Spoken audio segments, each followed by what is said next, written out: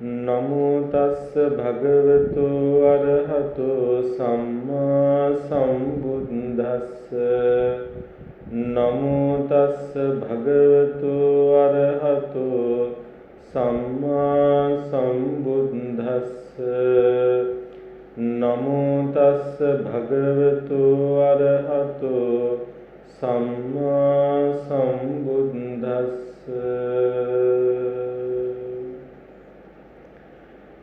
තුම්හේපිකෝ ගහපති භික්ඛු සංඝං පච්චුපට්ඨිතා චීවර පිණ්ඩපාත සේනාසන ගිලාන පච්චය බේසජ්ජ පරික්කාරේන නකෝ ගහපති තාවත නිකේනේව තුට්ඨි කරණීයා මයං භික්ඛු සංඝං පච්චුපට්ඨිතා චීවර පිණ්ඩපාත සේනාසන ගිලාන පච්චය භේසජ්ජ පරික්කාරේනාති.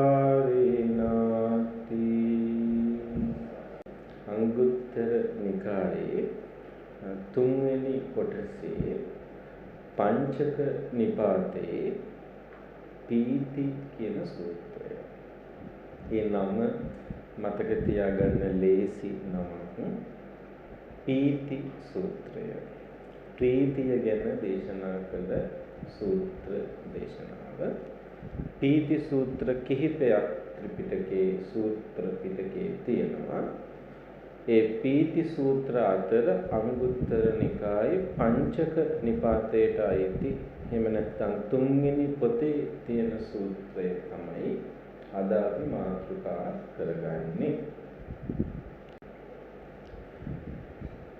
එහි තියෙනවා මෙන්න මෙහෙම. සවැත් නුවර ජේතවනාරාමේ බුදුහාමුදුරුවෝ වැඩ ඉන්න කාලේ අනේපිඬු සිටුතුමා 500ක් උපාසකවරු පිරිවරාගෙන බුදුරජාණන් වහන්සේ බැහැ දකින්න පැමිණෙනවා. හරිද? 500ක් උපාසකවරු පිරිවරාගෙන බුදුන් දකින්න එනවා අනේපිඬු මහ සිටුතුමා. දැන් මම අද අපේ විහාරස්ථානයෙන් එළියට වැඩම කරනකොට අපේ විහාරස්ථානයේ උදේ 8:09 ධර්ම දේශනාවේ අවසන් හරිය. ඉතින් ඒ වෙලාවේ බණ කියපු ස්වාමීන් වහන්සේ මට ඇහෙනවා අනේපිඬු සිටුතුමා ගැන ජේතවනාරාමය ගැන කියනවා. 18 කෝටියක් වියදම් කළා ඉඩමක් අරගෙන ඒ වගේම මුදලක් වියදම් කළා මහා ජේතවනාරාමයේ ගොඩනගලා ඊට පස්සේ ඒ වගේම මුදලක් වියදම් කළා ඒකේ පූජා කරන පින්කම කරලා ඉතින් මේ විශාල කැපකිරීමක් ශාසනයට කරපු කෙනෙක්. අප්‍රමාණ කැපකිරීම. මේ සූත්‍රයේ ඉතා විශේෂ ගුණයක් සුවඳ දෙනවා බුදුරජාණන් වහන්සේ. ඒක අපිව මේ කම්පණය කරනවා. ඇස් වලට කඳුළු උනනවා. තථාගතයන් වහන්සේගේ ගුණය.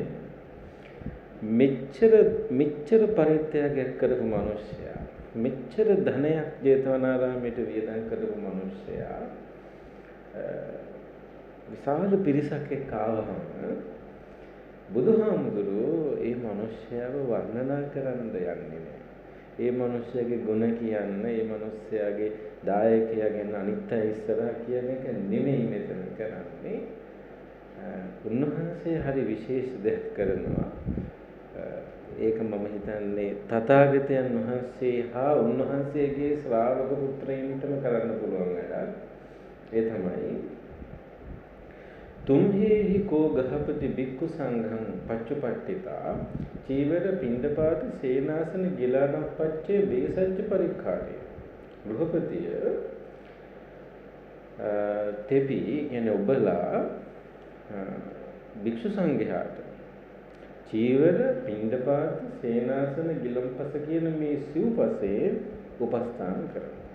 උපස්ථාන කරලා තියෙනවා තාම කරමින් පවතිනවා. එතකොට ඒක හරිනේ ප්‍රකාශය. ඒ කියන්නේ අනේපිඬු සිටුතුමා ප්‍රධාන මේ උපාසකවරුන්ට කියනවා, දේශනා කරනවා ඔබලා මේ භික්ඛු සංඝයාට මගේ ශ්‍රාවකීන්ට මගේ ශාසනයට චීවර පිණ්ඩපාත සේනාසන ගිලන්පස කියන මේ සිව්පසයෙන් අප්‍රමාණ උපකාර කරන අය.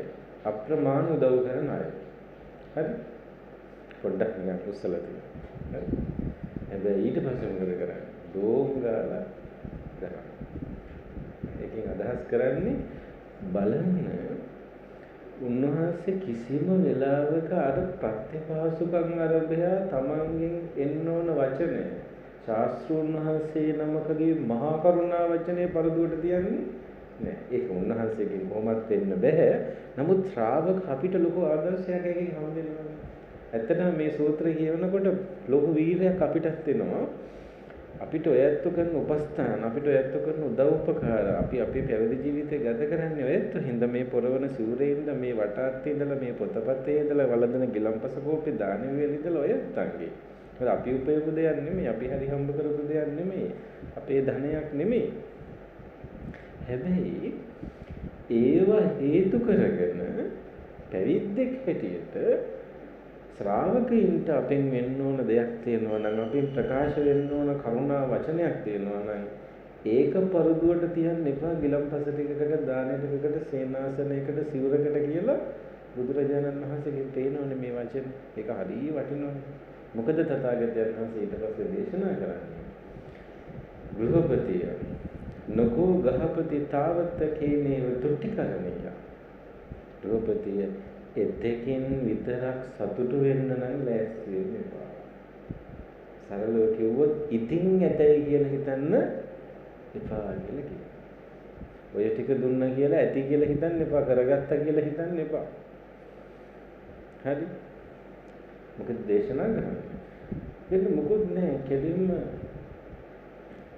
මේ කොහොම කළා කියලාද සතුටු වෙන්න එපා කියලා කියන්නේ. මයම් බික්කු සංගම් පච්චුපට්ඨිතා චීවර පිණ්ඩපාත සේනාසන ගිලානප්පච්චය බේසජ්ජ පරික්කාරේනාති.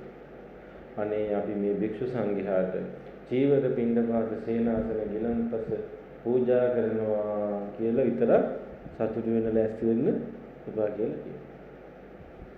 එහෙනම් මොකක් ගැනද හිතන්නේ?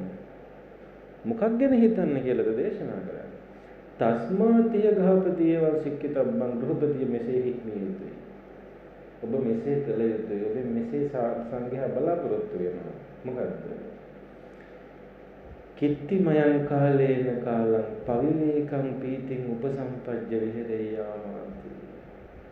අනේ බුදුහාමුදුරුවෝ කියලා හිතෙනවා මේ ටික අහනකොට. කොහොමද හිතන්නේ කියන්නේ? කොහොමද ඒ කරුණෙහිලා ඉක්මෙන්නේ කියන්නේ? කිත්තිමයන් කාලේන කාල කොයි විදිහකට අපි කාලයෙන් කාලයට විටින් විට පවිවේකං පීතිං උපසම්පජ්ජ විහෙරේයාමාති. පවිවේක සුවයකට එළවිලා ධ්‍යාන වඩලා ධ්‍යාන සුවයකට එළවිලා අපි වාසය කරනවාද කියලා කලින් කලට කල්පනා කරලා බලන්න කියලා. කාටද මේ දේශනා කරන්නේ? අනේ පිට සිටුතුමාට දේශනා කරනවා චීවර පිණ්ඩපාත සේනාසන ගිලන්පස දුන්නා කියලා සතුටු වෙන්න ලෑස්ති වෙන්න එපා. ඉතින් ඇතයි කියලා හිතන්න ලෑස්ති වෙන්න එපා. මොකක් ගැනද හිතන්න කියන්නේ? කලින් කලට හිතලා බලන්න කියනවා. අපිටත් පරිවේක සෝය තියෙනවා. අපිට කියන්නේ බුදුහාමුදුරන්ට නැහැ. දායකයින්ට, ශ්‍රාවකයාට, උපාසකයාට, උපාසිකාවට හිතන්න කියනවා. අපි පවිවේක සුවයට පත් වෙලාද වාසය කරන්නේ කියලා. අන්න ඒ විදිහට ඉක්මෙන්න කියනවා. ඒ විදිහට කල්පනා කරන්න කියනවා. එවං හි වූ ගෘහපති සික්කිතබ්බති ගෘහපතිය මෙසේ හික්මිය. ඊටාම පැහැදිලිනේ මේ වචන ටික. හරි. දැන් උතනින් හැර මම මොකද කියන්න ඕනේ නැහැ නේද? කියන්න ඕන ටික බුදුරජාණන් වහන්සේ දේශනා කළා තියෙනවා. ඇයි එහෙම කියන්නේ? පින්වතුනි මේ ශාසනයේ කොච්චර ඔයත්න්ගේ පරිත්‍යාගයන් කැපකිරීම මේ ශාසනය වෙනුවෙන් තියෙනවා. මේ ශාසනය අවුරුදු 2500 ගණනක් මේ විදිහට එන්නේ ඔයත් මේ ශාසනය වෙනුවෙන් කරපු කැපකිරීම නිසා. අදටත් අපි අනුරාධපුරයට යද්දී පොළොන්නරුවට යද්දී අපිව සහකම්පණය වෙනවා. රිටිගල පැත්තට යද්දී ඔය මිහින්තලේ අටසැටලෙන් පැත්තට යද්දී අපිව අදටත් සහකම්පණය වෙනවා. අර මහ විශාල ආරාම, මහ විශාල සක්මන් මඟ, බෙහෙත්ශාලා, බෙහෙත්තොරු, දානශාලා මේව කොහොමද මේ බුද්ධ ශාසනය මෙහෙම කළේ? කවුද මේව කළේ? කොහොමද මේව පහළ වුනේ? ශ්‍රද්ධාවන්ත මිනිස්සු හින්දා. අවුරුද්දක් දෙකක් නෙමේ සියවස් ගානක් තිස්සේ මේ ශාසනය වෙනුවෙන් කැපකිරීම කරපු ශ්‍රද්ධාවන්ත මිනිස්සු හින්දා. මේ මිනිස්සුන්ගේ අපරිමිත කැපකිරීම නිසා. මේ මිනිස්සුන්ගේ අපරිමිත පරිත්‍යාගයන් නිසා. ඒවා වචනාතික්‍රාන්තයි. වචන වලින් කියන්න බැරි තරම් ඉක්මවා ගිය විශේෂ කැපකිරීම රාශියක් ඒවැදී තියෙනවා. හැබැයි ඒ ටික විතරක් කරලා අපි ශාසනයට කළා කියලා අත් දෙක පියද ගන්න එපා කියලා දේශනා කරනවා. මේ ශාසනයෙන් ගන්න දෙයක් තියෙනවා ඔබට. මේ ශාසනයට දෙන්න දෙයක් විතරක් නෙමෙයි මේ ශාසනයෙන් ගන්න දෙයක් තියෙනවා. මේ ශාසනයෙන් ගන්න ඕන ටික අරගන්න කියලා මේ කියන්නේ. පැහැදිලි නේද? ආයි විස්තර කරන්න දෙයක් නැහැ නේද? තේරෙනවද? මේ ශාසනය දෙන්න විතරක් තියෙන ශාසනයක් නෙමෙයි මේ ශාසනේ ගන්නක් තියෙන ශාසනය. මේ ශාසනේ ගන්න දේවල් තියෙනවා. එන්නතනේ ඒ ගන්න දේවල් ටික අයිති වෙන්නේ භික්ෂු සංඝයාට විතරක් නෙමෙයි. භික්ෂුණී සංඝයාට සිල් මාතාවන්ට විතරක් නෙමෙයි, පැවිද්දන්ට විතරක් නෙමෙයි. ඒ ශාසනයේ පවිවේක සුවේ උපාසකයින්ටත් අයිති. ඒ ශාසනයේ පවිවේක සුවේ උපාසිකාවන්ටත් අයිති. චිත්ත ගෘහපතිය හම්බ වෙනවා. එයාගේ පරණ යාළුවව අචේල කස්සප. හරි? චිත්ත ගෘහපතිය අචේල කස්සපයි කියලා කියන්නේ අවුරුදු 30ක් තිස්සේ යාළුව දෙන්නේ. අචේල කස්සප ගිහිල්ලා මහාන වෙන්නේ අචේල ශාසනය. අචේල කියලා කියන්නේ ඇඳුම් අඳින්නේ නැති ශ්‍රාවකයෝ. අර ජෛන මහාවීරගේ ශ්‍රාවක පිරිස. අචේල ශාසනයේ පැවිද්දෙක් වෙනවා. අචේල කස්සප යාළුවා. චිත්ත මහාන වෙන්නේ චිත්ත තථාගතයන් වහන්සේගේ ශාසනයේ ශ්‍රාවකෙක් උපාසක භාවයටපත් වෙනවා. යාළුවෝ දෙන්න අවුරුදු 30කට පස්සේ හම්බ වෙනවා. චිත්ත අහනවා ඔබ පැවිදි වෙලා අවුරුදු 30ක් දැන් කොහොමද? ශාසන බ්‍රහ්මචර්යාවේ සාන්දෘෂ්ටික ප්‍රතිඵල තියෙනවද? මෙලවදීම විපාක තියෙනවද දැන්? කොහොමද සතුටින් දින්නේ? මොනවාද හම්බෙලා තියෙන්නේ? නිකන් අර මේ විහිළුවට නෙමෙයි අහන්නේ. ඇත්තටම අහනවා. ඉතින් චිත්තට ආසාවක් ඇති වෙන යාළුවගේ බහනකම ගැන දැනගන්න. ලස්සනයි ක්‍රිස්තු පූර්ව 6 වෙනි සියවසේ යාළුවෝ දෙන්නෙක් හම්බුනාම කතා කරන්නේ කොහොමද ශාසනයේ ප්‍රතිඵල තියෙනවද කියලා. හරි. අචේල කියනවා මොනවද ඉතින්? නිර්වතයි, මුඩු හිසයි, බිම පිහන මොනර පිළිකලමයි විතර ඉතුරු වෙලා තියෙන්නේ. අවුරුදු 30ක මහානකමේ ප්‍රතිඵල තුනයි. එකක් මේ නූල් පොටක්වත් නැති නිර්වත අවුරුදු 30ක්. තාට්ට හිස අර බිම පිහදදා යනවනේ මොනර පිළිකලම මුස්නයි විතරයි කියන්නේ. ඔච්චරයි කියන අවුරුදු 30කට මහානකම. හරියන්නේ. අචේලටත් උනේ දැන් යාළුවගෙන් අහන්න දැන් මෙයා බුදුහාමුදුරන්ගේ ශ්‍රාවකයෙක්.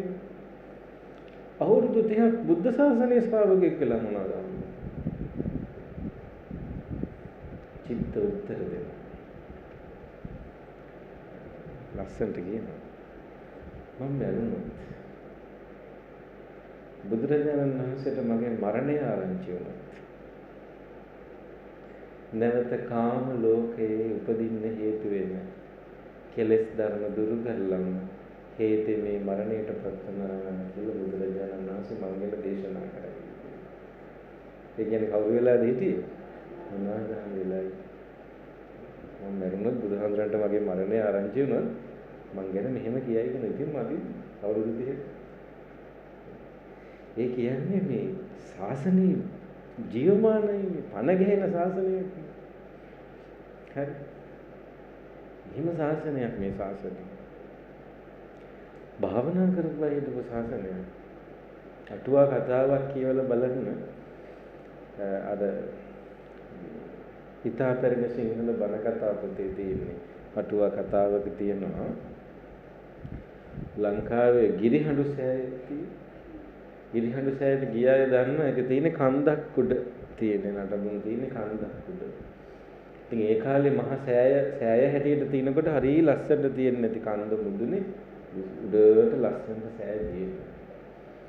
ඉතින් මේ ඒ අසල්වැසි ගමක පවුලක් වෙසක් පින්කම පසළොස්වක දවසේ වෙසක් පින්කමට සෑය වඳින්න යන ලෑස්ති වෙනවා. සෑය වටේට ලස්සන ගිනි පන්දම් පත්තු කරලා සෑයේ ආලෝකය පලාතින බැබලෙනවා. හැබැයි ටිකක් ඇඳිලි වැටෙන වෙලාව හින්දා ගෙදර හිටපු තරුණ දුවව තියලා යනවා. මොකද සොර සතුරු ඉන්න පුළුවන්, රෑ වන සත්තු ඉන්න පුළුවන්. ඉතින් වයසක මහල්ල දෙන්න සෑය වදින්න යනවා අම්මයි තාත්තයි පිරිමි සහෝදරයෙකුද කොහෙද. ගෙදර හිටපු තරුණ දුවව තියලා යනවා මේ ගෙදර දෙන්නපත්. මේ දුවට දැන් ටිකක් හිතටත් හරි නෑ. ඒ වුණාට වෙන කරන්න දෙයක්වත් නෑ. එයා විදුලට යනවා. දන්නවනේ මොකද වෙන්නේ? ඈත සෑය දිහා බලාගෙන ඉන්නවා. මෙයාට හරි සතුටක්. ඔය අපි පොය දවසට එහෙම අනුරාධපුර පැත්තේ යනකොට මිහින්තලා මහා සෑය පේන්නේ ඈත කර ඝන කළුවර මැද්දෙන් ලස්සනනේ. කන්ද මැද්දෙන් ඒ වගේ සෑය පේනවා ලස්සන. මෙයාට උද්වේග ප්‍රීතියක් ඇති වුණා. මෙයා හොඳට භාවනා කරන කෙනෙක්, සිත දමනය කරපු කෙනෙක්, ධ්‍යාන වඩපු කෙනෙක්, දීවරණය පාලනය කරගත්ත කෙනෙක්. නැත්නම් එක දවසින් එහෙම වෙන්න බෑ. භාවනා කරන කෙනෙක්. මෙයාට ලොකු චිත්ත ඒකාග්‍රතාවයක් ඇති වුණා, විශාල ශ්‍රද්ධාවක් ඇති වුණා, උද්වේග ප්‍රීතියක් උපන්නා. ඒ ඇතිවෙච්ච ශ්‍රද්ධාව නිසා, මේ ඇතිවෙච්ච සමාධි සුවය නිසා, මේ ඒකාග්‍රතාවය නිසා මෙයාට අහසට නැගිලා මෙයාගේ කාය සැහැල්ලු වුණා. මෙයාට සිත ධ්‍යානගත වුණා. මාර්ගඵලයකටපත් වෙන්නේ නැහැ. නමුත් සිත ධ්‍යානගත වෙලා මෙයා අහසින් සෑමලුවට යනවා. අහසින් සෑමලුවට. අම්මයි තාත්තයි නොන්ඩික ගහනකොට දුව ඇවිල්ලා ඔක්කොටම කලින් සෑමලුවේ ඉන්න වාඩි වෙලා. ඉතින් ඊට පස්සේ අහන කොහොමද ආවේ? ඉතින් එහෙම ශාසනයක් මේක. එහෙම ශාසනයක්. ඒ නිසා මම දැන් තව ටිකක් මේ සූත්‍රයේ තියෙන කරුණු ටිකක් අපි කතා කරමු. මේ සූත්‍රයේ තියෙනවා කලින් කලට පවිවේක සෝයට එළඹී වාසය කරන්න ඕනේ, කල්පනා කරන්න ඕනේ, සලකා බලන්න කියලා. මොකද්ද පින්වත්නි පවිවේක සෝය කියලා කියන්නේ? මොකද්ද පවිවේක සෝය කියන්නේ? විවේක සෝය කියන වචනෙට තව වචනයක් ඉස්සරහට දානවා. පවිවේක. මොකද්ද ප්‍ර කියන වචනය ආවම එන්නේ පවිවේක. ඉතා උතුම් සෝය. ඉතා වටිනා සෝය. මොකද්ද ඉතා වටිනා සෝය මේ ශාසනයේ තියෙන්නේ? ධ්‍යාන සෝය. ධ්‍යාන සෝය. ඒ කියන්නේ නිවන් සෝයට දෙවෙනි වෙන ඇත්තටම පින්වත්නි නිවන කියන්නේ අවේදිත සෝයක් නෙවෙයි. විඳින්න බෑනේ. එතකොට ගිහියත්ව හා සම්බන්ධයෙන් දේශනා කරන සූත්‍රයක් හින්දා මෙතන අදහස් වෙන්නේ නිවන් සෝය නෙමෙයි. එතනින් මෙහා පැත්තේ තියෙන වේදිත සෝයක්. විඳින්න පුළුවන් අත්දැකීමක් හැටියට අත්දකින්න පුළුවන් සෝයක්. ඒ වගේ සෝයන් හතරක් අපිට පෙන්නනවා රූපාවචර වශයෙන්. ප්‍රථම ධ්‍යානය, ද්විතිය ධ්‍යානය, තෘතිය ධ්‍යානය, චතුර්ථ ධ්‍යානය. අරූපාවචර ධ්‍යාන කියන්නේ සරලව කිව්වොත් මේ පෙන්වන්නේ ධ්‍යාන සෝය කියලා. භාවනා කළ ලබා ගන්න චිත්ත ඒකාග්‍රතාවය. සමාධි සිත එකඟකම කියන්නේ. කුසල සිත එකඟකම කියන්නේ. දැන් එතකොට මේ අහන්නේ කලින් කලට විවේක සෝයක්. ඒ කියන්නේ භාවනා සෝයක් නෙවෙයිද? භාවනා කරනවා. ධ්‍යානයකට එළඹිලාද වාස කරන්නේ. එතකොට බුදුරජාණන් වහන්සේ භාවනා කරන එක භාවනා කළා ධ්‍යාන අත්දකින්න එක සමාධි අත්දැකීම් ලබන එක භික්ෂුන් වහන්සේලාට පැවිද්දන්ට සීමා කරපු එක නෙමෙයි. ඒක ගිහියන්ටත් අදාළයි. ගිහියොත් කළ යුතු දෙයක්. ගිහියන්ටත් අදාළ දෙයක්. හරි. මම දන්නවා ඔයත් මෙහි භාවනා කරන බවක් දන්නවා. මේ තාප්පෙන් එළියට බැස්සහම ඔබට කට්ටිය hina වෙන බවක් දන්නවා.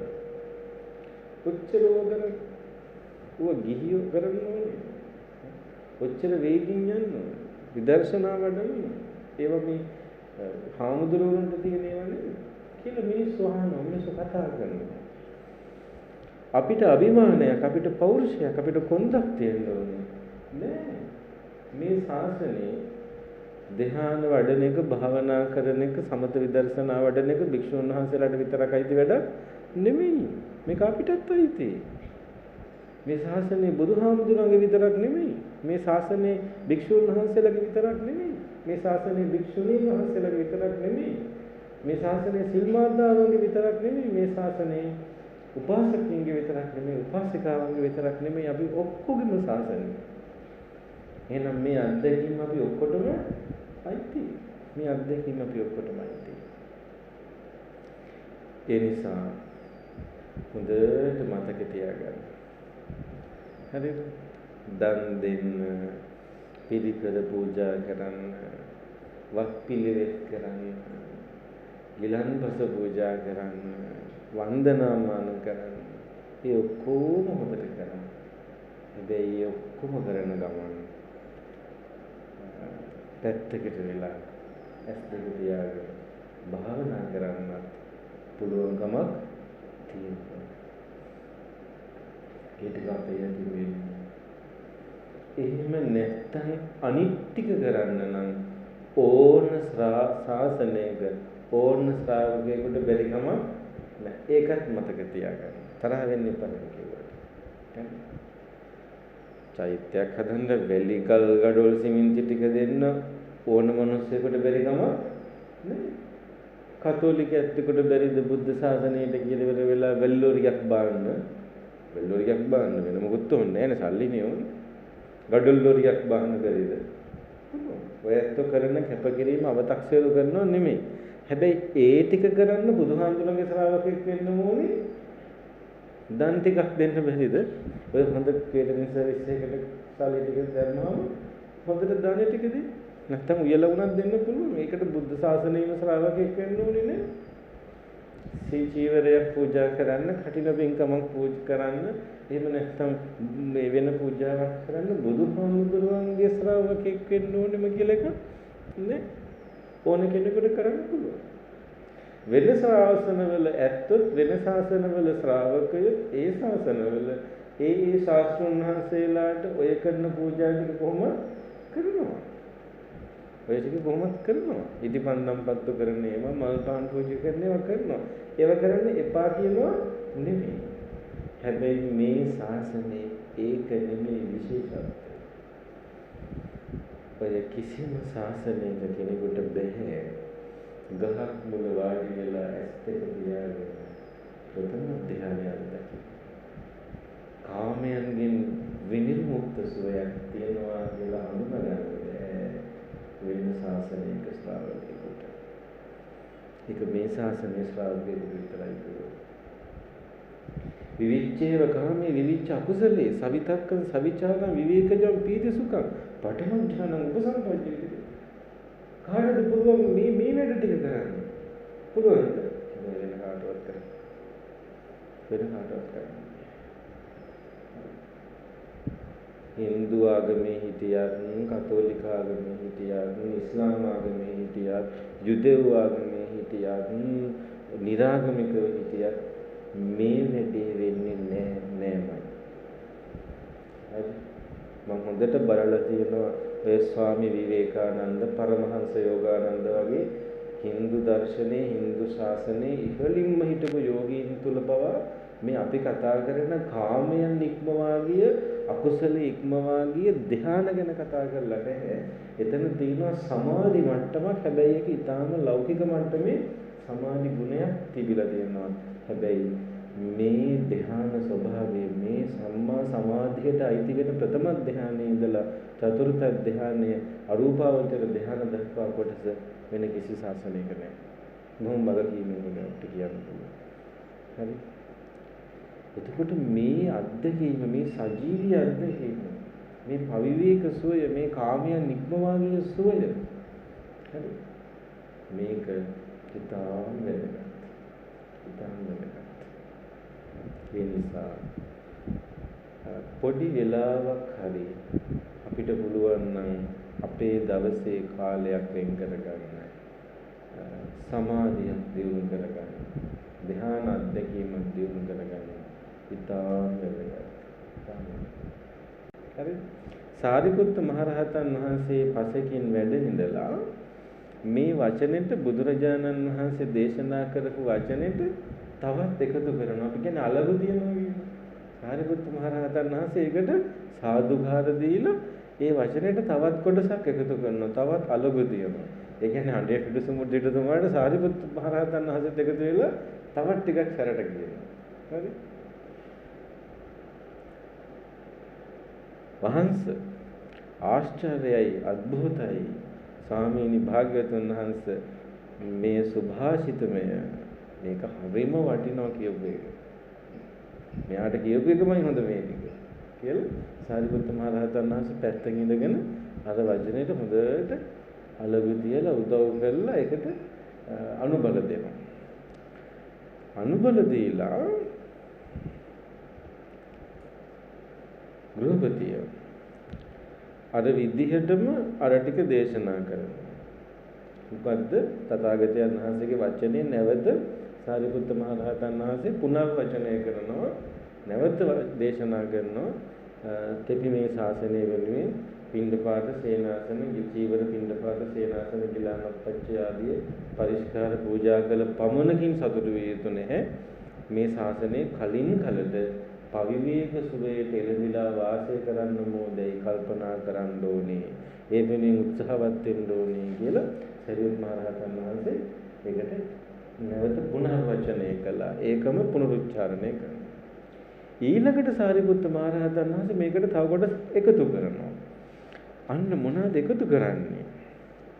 ස්වාමීනි භාග්‍යවතුන් වහන්සේ යම් කලක ආර්ය ශ්‍රාවකෙක් පවිවේක සුවයට එළඹිලා වාසය කෙරෙනවා. යස්මින් භන්තේ සමේ අරිය ශාවකෝ පවිවේකම් පීතිං උපසම්පජ්ජ විහෙරති.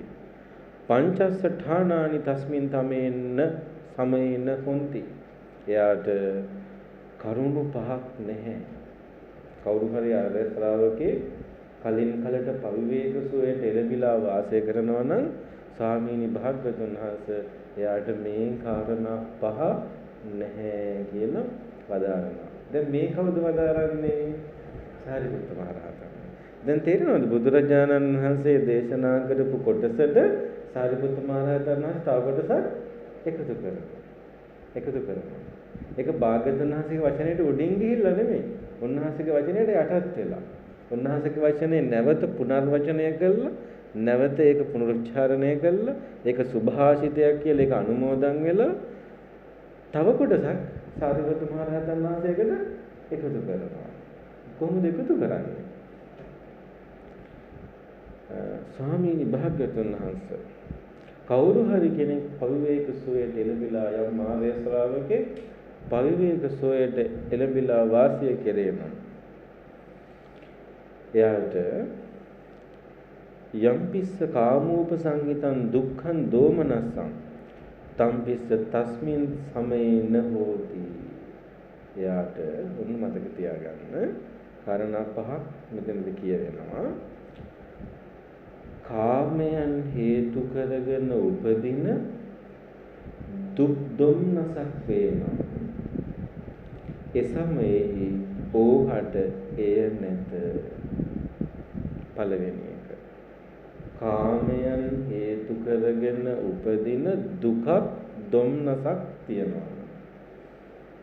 දුක කසතුටක් උපදිනවා නම් කලින් කලට පවිවේක සුවයට එළඹිලා වාසය කරන ශ්‍රාවකයාට එහෙම දුකක් උපදින්නේ නැහැ කියලා වදාළා. ඒ සමයේහි කියන්නේ මොන සමයේහි කියන එකද? පවිවේක සුවයට එළඹිලා වාසය කරන කාලයේදී පවිවේක සුවය අත්දකින්න ශ්‍රාවකයාට අත්දකින්නකොට දුකක් දුන්නසක් නැහැ. මොනව නිසා උපදින දුකක් දුන්නසක්ද? කාමයන් නිසා උපදින දුකක් දුන්නසක්. දැන් තර්කානුකූලව හරිද වැරදිද? හරිනේ. ඇයි? ප්‍රථම ධානයේ පටන් ගන්නෙම කොහොමද? විවිච්ඡේව කාමේ විවිච්ඡකුසලේ කාමයන්ගෙන් විනිර්මුක්ත සෝයක්. ඒ කාමෝප සංහිත සෝයක් ගැන මම ඇත්තට කියන්න යන්නේ නැහැ. ඔබ අත්දකින මේ සියලු චන්දරාග අත්දැකීම් සියල්ලමයි වෙන්නේ පංචකාම ගුණික අත්දැකීම් තලයට. හරි? අත්දැකීම් තලයට. සාමාන්‍ය පුහුදුන් ලෝකයාගේ ස්වභාවය තමයි මේ පංචකාම ගුණික අත්දැකීම් වල තියෙන සතුට ඔස්සේ තමයි වැඩේ ඇදගෙන යන්නේ. හරි? දැන් මේ බාහිර ලෝකේ ඉන්න මිනිස්සු කන්නේ බොන්නේ, අඳින්නේ පළඳින්නේ, රැකී ආරක්ෂා කරන්නේ, අමුදරු සම්බන්ධතා පවත්වාගෙන යන්නේ, විවාහ උත්සව වලට යන්නේ, ඉගෙන ගන්න, ව්‍යාපාර කරන්නේ, රැකී ආරක්ෂා කරන්නේ මේ මුළු මහත් ගිහි ජීවිතයම යන්නේ පංචකාම ගුණික අත්දැකීම් තුළ. ඒකෙන් ලබන සතුට තුළ. හැබැයි ඒ පංචකාම ගුණික අත්දැකීම් ශේෂ්ත්‍රයේ ඉක්මවා ගිය සෝයක් ගැන සාරිපුත්ත මහ රහතන් වහන්සේ පෙන්නනවා. කාමයේ නික්මෝප දැනක් තියෙනවා. දැන් මේ පංචකාම ගුණික භූමිය ඇතුළේ දුක තියනවද නැද්ද? තැවුල් තියනවද? සෝසුසුම් තියනවද? තියෙනවා. මිනිස්සු ලෙඩ වෙනවා, යාළුවෝ තරහ වෙනවා, ස්වාමි භාර්යාව දාලා යනවා, දරුවෝ ලෙඩ වෙනවා, දරුවෝ ඉගෙන ගන්න නැතුව යනවා, ඉඩකඩ නැති වෙලා යනවා, දීපල නැති වෙලා යනවා, රස්සාවල් නැති වෙලා යනවා, ආදායම් නැති වෙලා යනවා. ඕනතරම් දුක් දොමනස්ය තියෙනවා. හැබැයි ඒ කාම භූමියේ කාමයන් හේතු කරගෙන උපදින දුක් දුන්නසක් කාම භූමිය මත යැපෙන්නේ නැති කෙනාව කම්පණය කරන්න බෑ. කාම භූමිය මත යැපි ඉන්න කෙනාට උපදින දුකකින් දුන්නසකින් කාම භූමියෙන් යැපෙන්නේ නැති කෙනෙක් ඉන්නවනම්, කාම භූමිය ඉක්මවපු කෙනෙක් ඉන්නවනම්, සමාධි සෝයක් වඩන කෙනෙක් ඉන්නවනම් එයාව කම්පණය කරන්න බෑ. කාම භූමියේ ඉක්මවපු කෙනෙක් කියලා කියන්නේ සිවුරක් ඇඳගත්ත කෙනෙක් කියන එකම නෙමෙයි. අරණ්‍යගත වෙච්ච කෙනෙක් කියන එකම නෙමෙයි. කැලේට ගිය කෙනෙක් කියන එකම නෙමෙයි. කැලේට ගිය කෙනා උනත් වෙන්න පුළුවන් කාම භූමියේ ඉන්නවා. සිවුරද කැලේද හුදකලාද කියන එක නෙමෙයි. මොකද්ද වෙන්න ඕනේ? පරිවේක සුවේ තියනවා. භාවනා කරනවා. ධ්‍යාන වඩනවා. හිත විවේකයිද? හිත කාමයෙන් නිකුවා දැන් එතකොට ගිහි ජීවිතයේ ඇතුලේ කවුරු හරි කෙනෙක් ධ්‍යාන වඩනවා නම් ධ්‍යාන නොවඩන පැවිද්දගේ හිතට වඩා ඒ ගිහි කෙනාගේ හිත තියෙන්නේ උඩ තැනක. උඩ කියන්නේ කාමයන් ඉක්මවපු භූමිය. සීලයෙන් දෙදෙනා සමාන වෙන්නේ නැති වෙන්න පුළුවන්.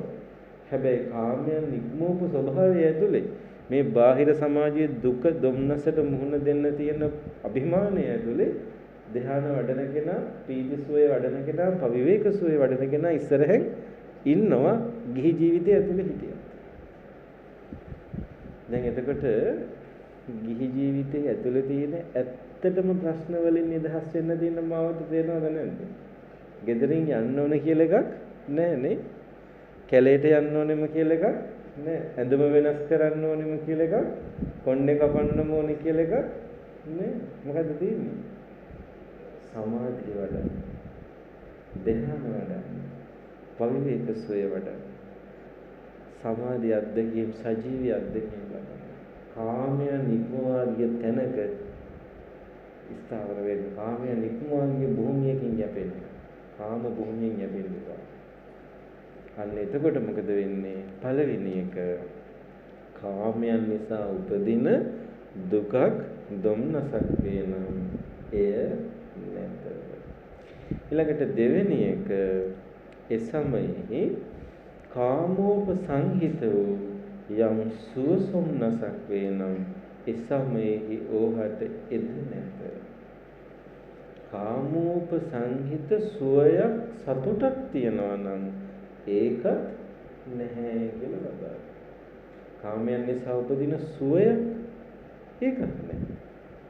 දැන් එතකොට හිතේ අපරාධික සුවයක් නැති. සුවයක් නැති වෙන එකේ වාසිය මොකක්ද?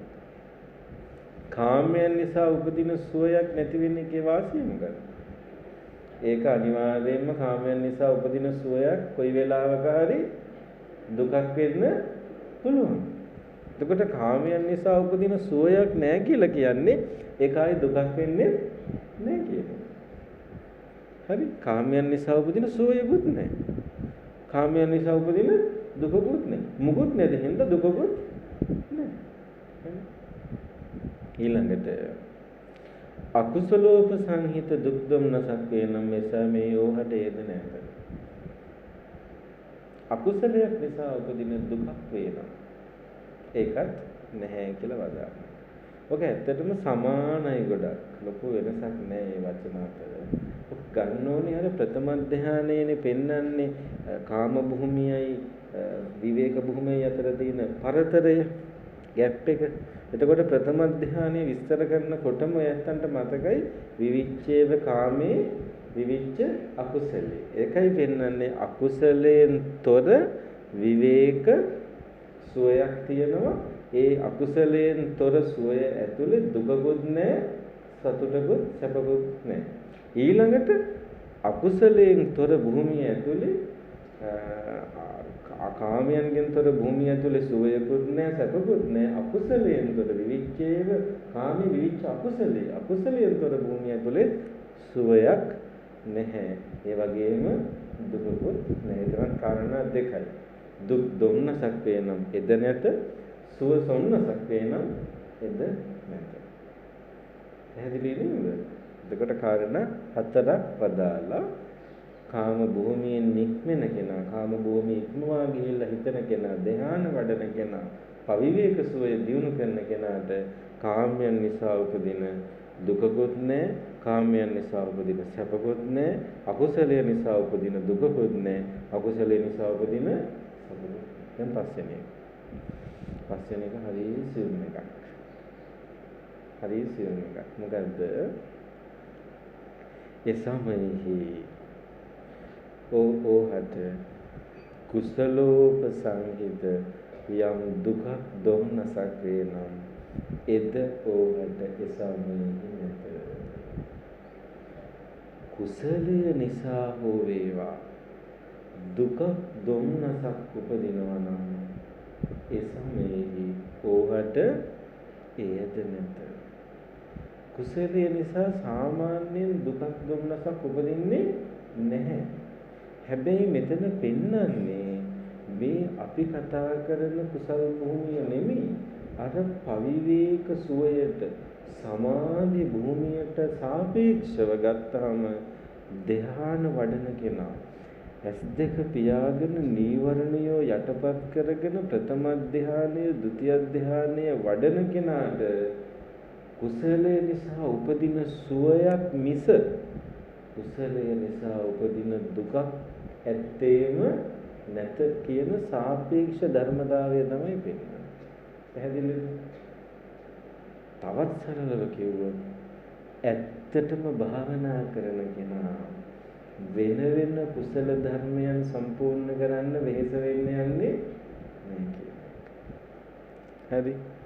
දැන් ඇත්තටම භාවනා කරලා ඇත්තටම ධ්‍යාන වඩන කෙනාට වෙන කුසලයක් කරන්න, වෙන කුසලයකට යොමු වෙන්න, වෙන කුසලයක් ඇතුලේ තියෙන වෙහෙසවත් එයාට නැහැ. මොකද එයා ඊට වඩා උඩ දැන කියන්නේ. හරි, ඒ කියන්නේ කුසල කරන්න කියන එපා කියන එක නෙමෙයි. හැබැයි භාවනා කරන කෙනාට හේතුඵල ධර්මානුකූලවම එයාගේ මනස පිහිටන්නේ නීවරණය තොර භූමියක. ධ්‍යාන භූමියක. ධ්‍යාන භූමියක මනස පිහිටන කෙනා, ධ්‍යාන භූමියක මනස පිහිටන කෙනාට කුසලයක් නිසාවත් උපදින දුකක් නැහැ. එහෙමවත් දුකක් නැහැ. එහෙනම් ඉතුරු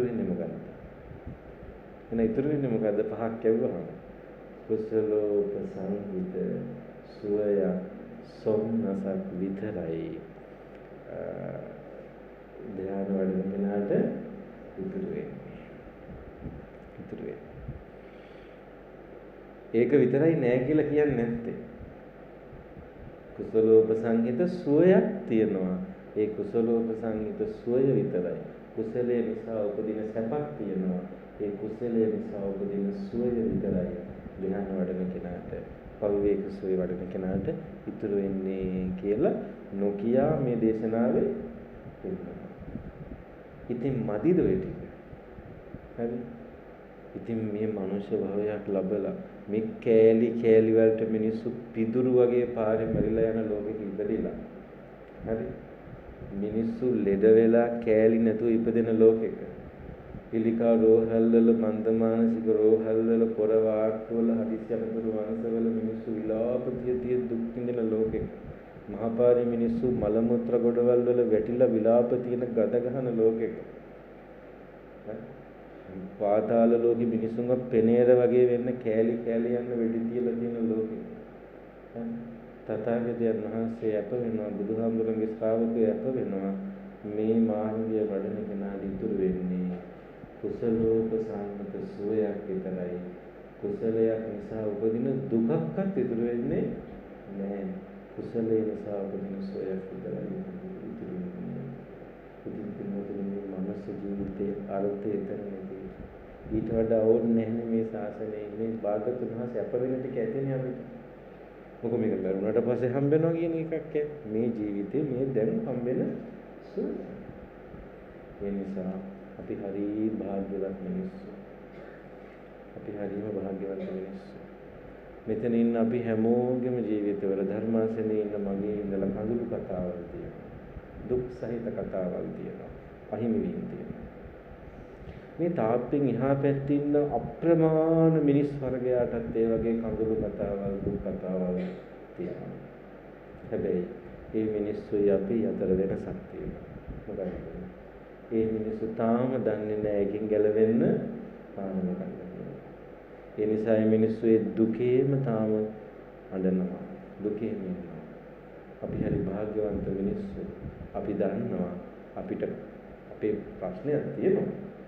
අවුලක් තියෙනවා. හැබැයි අපි එකෙන් ගැලවෙන්න දන්නවා. අපි දන්නවා එකෙන් ගැලවෙන්න පාරක් තියෙනවා. අපිට තියෙනවා පාරක්. අපිට තියෙනවා එළියක්. අපිට තියෙනවා ආලෝකයක්. ඒක පාරක් මේ මරණින් පස්සේ හම්බෙන එකක් නෙමෙයි. ඒක මේ ජීවිතේම සාන්දෘෂ්ටික වශයෙන් හම්බෙන එළියක්. ඒ අපි බුදුහාමුදුරුවෝගේ ශ්‍රාවකයෝ වෙච්ච නිසා.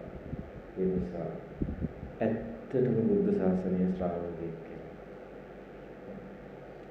චීවර පින්ඩපාත සේනාසන ගිලන්පස පූජා කරන්නේ නැත්නම් ඉතින් අපිට බණ කියන්නත් බැහැ. හැබැයි ඒ පූජා කරන ගමන් අපි හරිය ආසයි දකින්න. අර රුවන්වැලි සෑය වටේට කප්පුක් කරන මිනිස්සු නැති. රුවන්වැලි සෑය වටේට නෙළුම් මල් පූජා කරන අය අතරේ අපි හරිය ආසයි දකින්න සලපොතල මළුවේ පැත්තකට වෙලා ඇස් දෙක පියාගෙන භාවනා කරන කෙනෙක්වත්. සිතුල් පවුවට ගිහිල්ලා ලස්සනට කවි කියන මිනිස්සු අතරේ බස් අරගෙන ගිහිල්ලා උයාගෙන කාලේ ඉන්න නඩ අතරේ අපි හරි ආසයි දකින්න සිතුල් පවු මහසෑය මළුවට නැගලා හඳ තියෙන දවසක භාවනා කරන ශ්‍රාවකෙක්. අපිට පොඩි සිහිනයක් තියෙනවා. අපිට බොහොම අහිංසක ප්‍රාර්ථනාවක් තියෙනවා. එහෙම රටක් ගන්න. මම හිතන්නේ එහෙම ප්‍රාර්ථනාවක් තියෙන එක අසාධාරණ නෑ. අපිට පොඩි ආසාවක් තියෙනවා ඒ සම්බන්ධයෙන්. එහෙම ශ්‍රාවක පිරිසක් දකින්න. ජේතවනාරාමේ ළඟ ගස් ගොන්න යට උදේ පාන්දර පිනිවෙතන සීතලේ ගිහිල්ලා භාවනා කරන ශ්‍රාවකයෝ බලන්න. බුදුහාමුදුරන්ගේ ශ්‍රාවකයෝ දකින්න. මොකද ඒක මෙහෙම රටක්, එහෙම දෙවිච්ච රටක්. ඒ නිසා මේ ශාසනයේ සාන්දෘෂ්ටික පළ වෙලා ගන්න. ගහක් යටකට ගිහිල්ලා පළක් නැඳගෙන ඇස් දෙක පියා ගන්න පුළුවන්. ශ්‍රාවකෙක් වෙන්න ලැබේවා. අභිවාදන සීලිස්ස නිච්ඡං වද්දා පචායිනෝ චත්තාරෝ ධම්මා වඩ්ඩන්ති ආයුවන්නෝ සුඛං බලං ආයුරාෝග්‍ය සම්පatti සග්ග සම්පatti මේවච අතෝ නිබ්බාන සම්පatti ඉමිනාතේ සමිච්ඡතු